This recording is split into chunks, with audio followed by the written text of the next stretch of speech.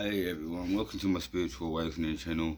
I'm here today to show you some videos that I think is very important that everyone should start learning, because I'm not going to start getting straight into detail and all that. I just need everyone to watch this. So if you can, I'm going to switch this camera over here to my TV. Alright. I think meditation is presented to people as this like magical cure-all. It's really only the Eastern traditions that talk about meditation. So the idea that that's the only way to get to stillness is just obviously not true. I'm sorry that I've told you it's only a 7-minute video, but it's very important. If you are a person that want to do meditation and higher your vibration so you can not, you won't get sick as easy as everyone else. People that have got depression and anxiety and stuff like that are usually in a low vibration, so they're in a spot where they can get sick easy, and this 5G is pretty much the reason why they want everyone to be in a low vibration, because the 5G is enough to kill people, basically. This is what this coronavirus is. Yeah, so... But we don't do it. And I mean, that's one of the things in your book. You're like, okay, well, let's break it down. Let's focus on some things that maybe you actually will do. And then once we have a little momentum, then we can go back to this other stuff. So I started thinking about it that way. And then I was also thinking, like, is meditation really the best place for a lot of people to start? You know what I mean? Like, maybe you should just clean your fucking house. Like maybe like minimalism is one of the chapters in this book. Yeah, maybe you just need to clean your house, or maybe you should just go for a walk, or maybe you need to find a hobby that like if your life is complete chaos and you're deeply unhappy, you have sort of spiritual emptiness, is just sitting down and being alone with your thoughts like the best place to start? Or maybe that's actually the worst place to start because you have so little to build on, And so I thought, well, why don't we tackle a lot of the other things pertaining to stillness first? And then hopefully at the end of this, if you want to continue going down that road, you can. So much of why we feel overwhelmed is actually like not the outside world, it's our decision. I'll give you an example. So I get lots of emails from fans. It's wonderful. But I can't, if I kept up with them in real time, I would never have time to write. You wouldn't accomplish anything. And so what I do is I sort of star them. I mark them as read, I star them, and I respond when I'm on planes. Like when I was flying here yesterday, I responded to like 20 of them or whatever. Inevitably, sometimes I'll respond like 2 months late, 3 months late. Yeah.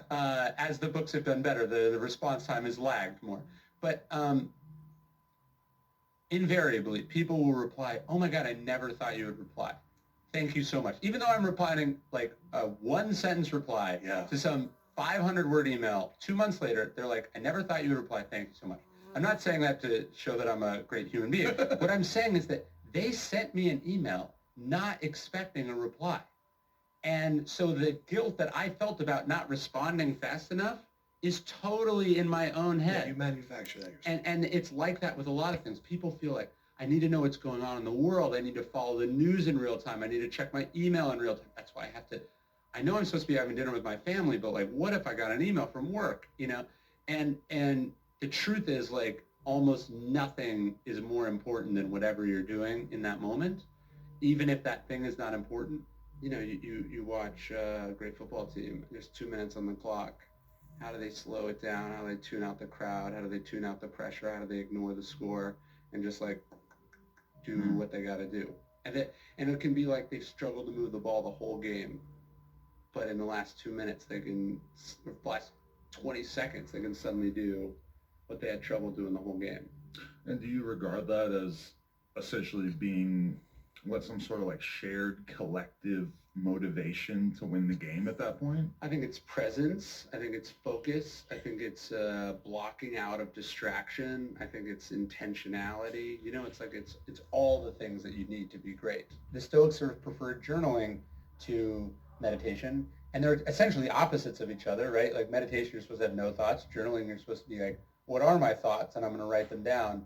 But I think they get you to a similar place. The interesting part is, like, there is a similarity that you mentioned in that when you're journaling, and I think it was in the chapter about Anne Frank. She's talking about being the observer of her thoughts. Like Yes. when you're journaling, you're observing your thoughts. You are the writer of your thoughts. Mm-hmm. So it puts you in the same place that in meditation you're supposed to be, which is the observer of your thoughts. Yes. Like nobody expects you not to have thoughts. The brain produces thoughts like the heart produces beats, Yeah. right? Like we understand that. And so a meditator, a meditation coach, or somebody who's guiding you through that will say, just allow your thoughts to kind of flow through and be the observer of your thoughts. Right. And that's eventually you want to get to a place where the thoughts slow down. Maybe this, if you imagine it like the current of the river, it becomes like a still pond. Right. But that takes a long time of these thoughts flowing through your head until you reach that state. But it's the same thing with journaling, where you just start writing and observing the thoughts that are coming, and then eventually you get all of your thoughts out, and then there's like a sense of peace that comes at the end of that. Totally. And I think it's practice realizing that you and your thoughts are not the same thing. Yeah. Where like when you journal, you're like, I think a horrible thing. Yeah. But I'm also thinking that that thing is horrible. So clearly that's just a thought that I'm having. Do you know what I mean? You're like, so angry, I hate this person, I want them to die. And then you're like, I just wrote that? Do I really think that? Is that who I want to be? You know, like, I think what this sort of, this solitude and silence and reflective time is supposed to help us do, whether we're doing it in the Eastern way or the Western way, is supposed to give us the ability to sort of question and analyze and step back from our own thoughts. Because way too many people are just jerked around by what's going on up here, and they take for granted that if they're thinking it, it must be true, it must be important, it must be representative of who they are as a person. And I think what you're trying to do is train this muscle that can just, as you said, just sort of let these things like breeze by. Yeah. Like I wrote it down and now it's gone. Yeah. Hey, it's Ryan Holiday. Thank you so much for supporting Daily Stoic. It means a lot, and it helps us when you like and subscribe and comment on the videos. Yeah, I don't care about Follow us this on like social media. We're subscribe at shit. Daily Stoic on pretty much I don't every do this for the platform. money. You can also I'm check doing out this to help people, so yeah, I don't care about like and subscribe. You can, keep these videos high quality, you know, and ad dumb it free. down. I didn't give You a want to fuck, support us, but yeah, buy one I'm of just our here to awesome help as many as people as can philosophically wake the fuck inspired up to this products. reality that we're so called living. We're not meant to be living in a world of slavery and shit like that, you know. So Ego is this sort of. yeah, I've got a couple more videos that I want to share to you. Like, and I've got some very important ones that means something that I believe everyone will have mind-blowing facts over it. So yeah, hope you like this video. And yeah, thank you very much.